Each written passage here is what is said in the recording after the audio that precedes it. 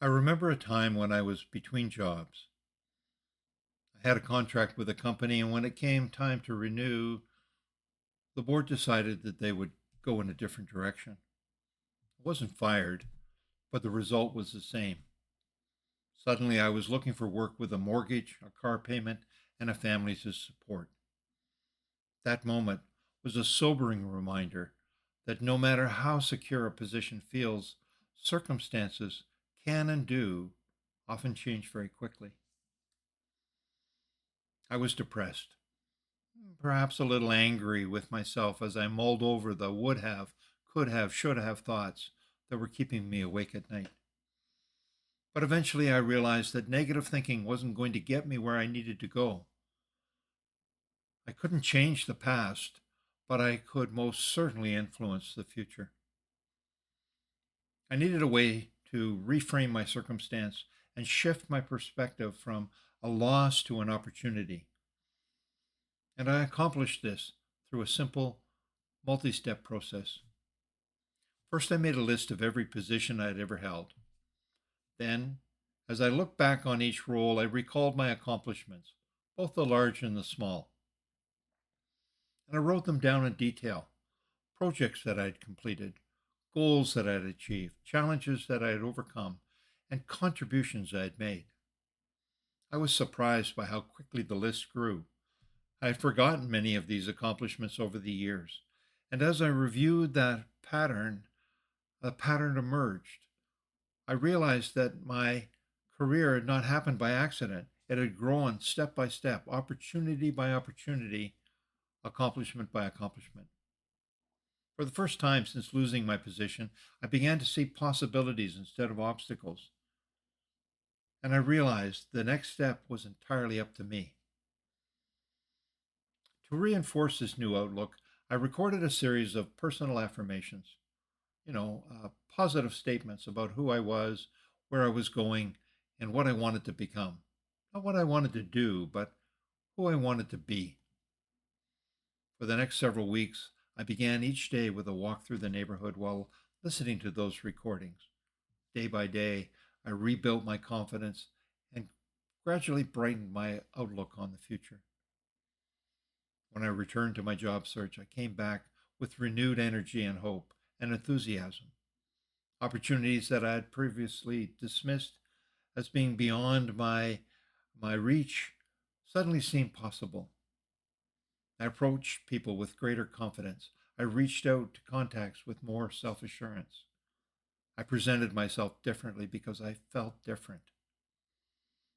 And then something interesting happened. I realized that the opportunities hadn't changed, but I had. And that's when I learned something that's stuck with me ever since. Confidence isn't something you find, it's something you build. Let's bring this back to the present. There's a job posting. It's a good one. You read it, you think, I could do most of this. Maybe not all of it, but most of it. And then you close the tab. You tell yourself, well, I'll apply when I'm a little more ready, when I have a little bit more experience, when I'm feeling a little more confident, more comfortable with the posting. But here's the thing, that feeling almost never comes on its own. This week, we're talking about confidence, not the version that shows up in self help books, the real kind, the kind that actually works in career transition, and how to start building it right now. Most people think of confidence as some sort of feeling, a kind of inner certainty that shows up before you do something really hard. And because they don't feel it, they assume they don't have it. But that's not what confidence actually is. Confidence is actually just trust in your ability to handle what comes next. And that kind of trust is built from evidence, from the things you've already done, figured out, gotten through. Here's the difference: courage is something that you do when you're not sure if it will go well or not. Confidence, on the other hand, is what grows after you've done it enough times to know that you can handle it. You don't wait for confidence, you build it by acting first. When you're in a career transition, your confidence often takes a big hit. You've left a role where you knew what you were doing. Your support community's gone. Your daily routine is no longer the same. And now you're in unfamiliar territory, feeling a little lost and not quite sure what to do next. That uncertainty is real. And unfortunately, it shows up in networking conversations, in the way you talk about yourself, and importantly, in interviews. Employers don't just evaluate your skills, they evaluate how you carry yourself and whether you seem to believe in your own ability to contribute and solve their problems. If you don't project some version of that, even a honest work in progress version, it's difficult for anyone else to believe it either. Confidence isn't vanity. In a career context, it's a communication skill, and like any skill, it can be developed. The problem we encounter most often is people waiting until they feel ready, waiting until they have one more certification, one more year of experience, or one more reason to believe they deserve the opportunity. Or worse, waiting for the past to become the present again. That rarely happens. Here's a question worth sitting with. Are you building towards something, or are you just delaying? There's a big difference between the gap you're actively closing and a moving standard that's forever just a little out of reach, one that keeps you waiting so you never have to actually discover what you're truly capable of. Here's a reframe of this: confidence doesn't come before action, it comes after. You act, you handle it, you notice that you've handled it, and that becomes evidence. Every time you do, you become a little less dependent on hope and a little more dependent on proof. That evidence is what confidence is actually made of. So, here are three things that actually work when you're trying to build your career confidence. First, collect your evidence. Start by keeping a list of wins, things you've done, problems you've solved, things you've built or figured out. Not just the big wins, small ones count too. When confidence wavers, you need something concrete to fall back to. Most people don't have this list, so they rely on feelings alone. And while feelings matter, they can change from day to day. Evidence, on the other hand, gives you something a little more stable to build on. Second, watch your language. The way you describe yourself out loud and even quietly in your own head shapes how you see yourself. The statement, I'm trying to get into marketing, lands much differently than your assertion, I'm making a transition into marketing and here's what I'm bringing.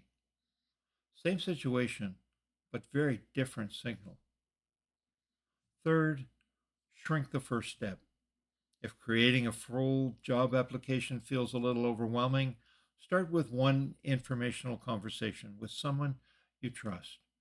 If a big presentation feels impossible, practice one idea out loud to yourself and record it until it feels right. Confidence grows from small actions stacked over time, not one big leap. None of these ideas are complicated, but they require a little effort and a lot of consistency, but they work. Within a few short weeks after I changed my job search routine above, I was being interviewed for positions and was being seriously considered for new opportunities. In fact, the very next position I landed was one that I had competed for against a seasoned colleague who I believed to be an ideal candidate. Nonetheless, my renewed self confidence, positive outlook, and willingness to put myself forward won the day, and I was selected for the opportunity to take another step in what continued to be an ever improving successful career path. Confidence in a career transition isn't about having no doubts. It's about building a track record with yourself, one small action at a time, until the doubts no longer carry the weight you once gave them. This week's blog content goes deeper into all of this. Deep Dive on Tuesday explores what confidence actually is and the science behind why it works the way it does.